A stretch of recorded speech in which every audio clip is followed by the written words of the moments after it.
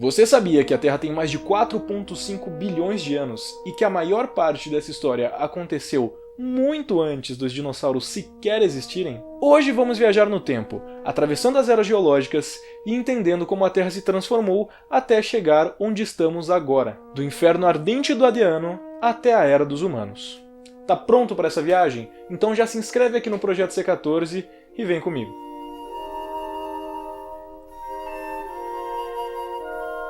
Pré-Cambriano, 4 bilhões de anos atrás. O começo de tudo, e é onde acontece a maior parte da história natural da Terra. Nós começamos no Adiano, onde a Terra é basicamente o Hades, ou seja, o inferno. É tudo fogo, lava, ou seja, altas temperaturas, com muito impacto de meteoros e nenhum solo firme. A Terra é basicamente uma bola de fogo. Contudo, as sementes da vida já haviam sido plantadas, e isso vai ser colhido logo em seguida no Arquiano. Nesse momento o planeta começa a se estabilizar. Nós temos oceanos líquidos, nós temos um continente chamado Valbara e, o mais importante, nós temos o princípio da vida na Terra. Se você quiser entender direitinho como a ciência explica o surgimento da vida, comenta aqui embaixo que eu faço um vídeo específico, mas aqui nós só vamos citar o acontecimento e não como ele aconteceu. Estudos indicam que os micro-organismos dessa época eram fotossintetizantes através de luz geotérmica. É importante lembrar que a vida nesse momento é especificamente aquática. Partindo para o Proterozoico, através desses mesmos organismos fotossintetizantes, nós temos a liberação de oxigênio na atmosfera, o que permite a maior concentração desse gás. Isso permite o surgimento dos primeiros eucariotos através de um processo de assimilação, porém, com o aumento do nível de oxigênio, a temperatura da Terra cai muito, e ela vira basicamente uma bola de neve. É bem no finalzinho do Proterozoico que surgem os primeiros animais. Dando um salto gigantesco, nós agora vamos ao Paleozoico. Palaio significa antigo, e zoico significa vida animal. Ou seja, este nome remete à vida animal mais antiga que nós conhecemos. É importante também citar que daqui nós passamos do pré-cambriano ao cambriano. E no cambriano acontece uma explosão de vida, de biodiversidade. Aqui nós temos o surgimento de esponjas, moluscos, cordados, estruturas duras e até mesmo cérebros primitivos. E dentro do Cenozoico nós podemos começar pelo Ordoviciano, que é onde a vida começa a ocupar abundantemente o fundo do mar. Contudo, a partir de agora nós podemos perceber um fenômeno. No início de um período, geralmente nós temos uma explosão de vida, onde vários nichos ecológicos são ocupados. Mas ao final dele, geralmente nós também temos uma extinção em massa, onde toda essa vida acaba se perdendo, ou pelo menos a maior parte dela, e os nichos vagos serão ocupados por organismos que surgirão no início do próximo período. Ou seja, ao final do Ordoviciano nós tivemos, obviamente, uma extinção em massa. Passando agora um pouquinho pelos grandes acontecimentos dos próximos períodos. No Siluriano, a vida chega à terra firme. No Devoniano nós temos uma expansão de peixes e florestas, ambos ocupando seus respectivos nichos.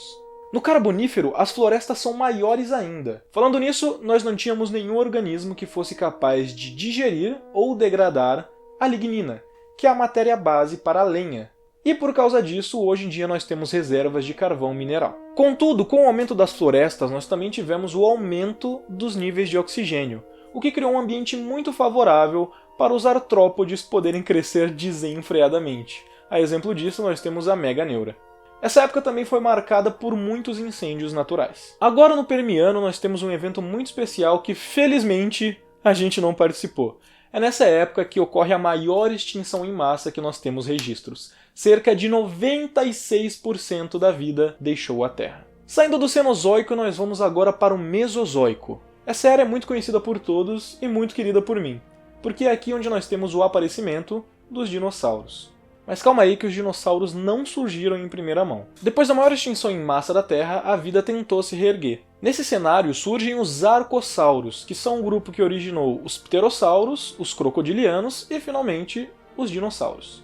Os mares ainda estão se recuperando do impacto, mas no continente, alguns répteis pequenos começam a dar os seus primeiros passos. Enquanto isso, o supercontinente da época, a Pangeia, começa a se romper. E lá pelo final do Triássico, como todos nós já esperávamos, mais um golpe doído.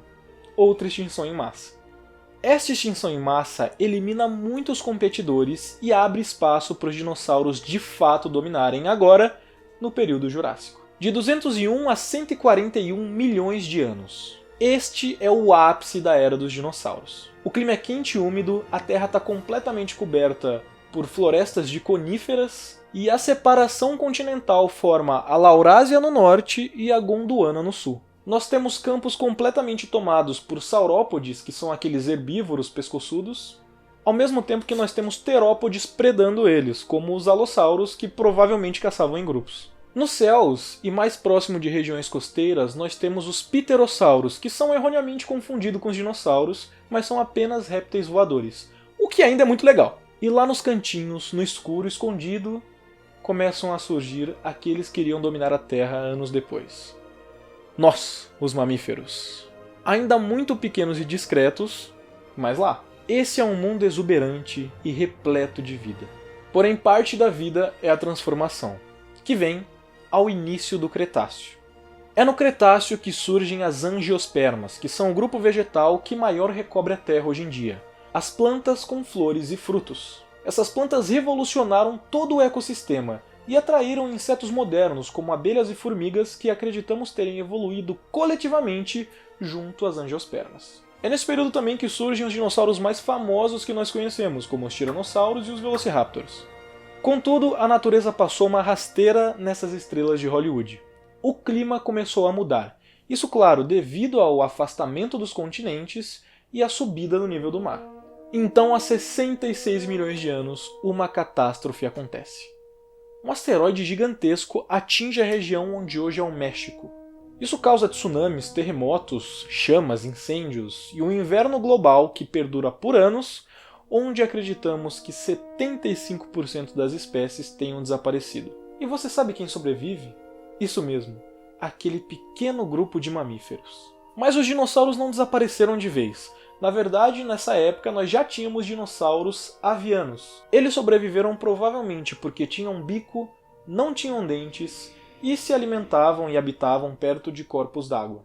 E agora, com os dinossauros fora de cena, os nichos puderam ser ocupados pelos mamíferos. E assim nós iniciamos o Cenozoico. O período paleógeno significa renascimento da vida e ocorreu de 66 a 23 milhões de anos. Com o fim do inverno global, a temperatura volta a subir e as florestas tropicais se espalham. A Antártica se afasta, as cordilheiras sobem e os mamíferos explodem em biodiversidade. Primatas, carnívoros, roedores, todos surgem nesse período.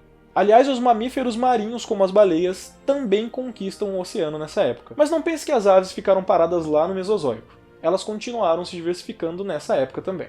Agora no Neógeno, o clima começa a se diversificar e as savanas tomam os lugares das florestas. E é bem ali, entre os arbustos e as pastagens, que surgem os primeiros hominídeos. Nesse momento ocorre um fato muito curioso.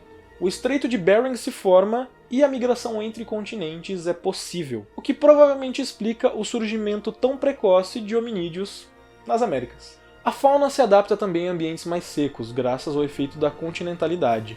E a inteligência começa a ser um fator muito determinante na sobrevivência. Finalmente chegamos ao Quaternário, que é o período onde nós nos encontramos. As glaciações vêm e vão nesse período. Nós temos o surgimento de uma megafauna com mamutes, tigres dente de sabre e preguiças, mas também temos o desaparecimento dela. É aí que surge a espécie que vos fala, Homo sapiens. Nós humanos. Nós migramos, nos adaptamos e mudamos totalmente o cenário do planeta. Nós criamos civilizações, alteramos habitats e também causamos extinções. Isso é causado justamente pelo conflito que nós temos hoje, conciliar tecnologia com a natureza. Aliás, alguns pesquisadores tendem a chamar o período atual de Antropoceno, a era da humanidade e do impacto humano. E todo esse impacto originado simplesmente da lava, da luz geotérmica até as redes sociais por onde eu falo com você. A história da vida na Terra é simplesmente maravilhosa. E aqui é só um resumo, para você pegar rapidinho. Vale lembrar que do ponto de vista do estudo da vida, nós somos apenas uma vírgula na história da Terra, e não um ponto final. Essa jornada pelo tempo faz a gente pensar como nós somos recentes, mas ao mesmo tempo como nós impactamos gravemente a vida na Terra. E se você gostou desse vídeo, eu vou pedir para você se inscrever, curtir, comentar qual é a sua era favorita e compartilhar também. Afinal, a educação é para todos. A gente se encontra num próximo vídeo e até mais!